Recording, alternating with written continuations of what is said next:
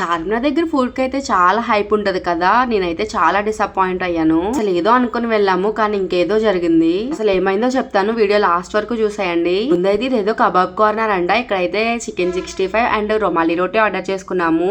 పర్లేదు, యావరేజ్ అనిపించింది నాకైతే. నెక్స్ట్ అయితే ఇక్కడ షవర్మా కార్నర్ అంట. ఇక్కడ కూడా షవర్మా పర్లేదు అనిపించింది. అంత హైప్ ఎందుకు ఇచ్చారో సరే నాకు అర్థం అవ్వలేదు. ఇంకా డిజర్ట్ గురించి చెప్పక్కర్లేదు. ఆ ప్లేస్ చూస్తేనే నాకు డిజర్ట్ మీద విరక్తి వచ్చేసింది. నిజంగా చెప్పాలంటే ఆ మ్యాంగో డిలైట్ అవన్నీ నాకు స్టోరేజ్ లా అనిపించాయండి. అవన్నీ తినే సాహసం చేయలేక మేమైతే అక్కడ నుంచి బయటకు వచ్చేసాము.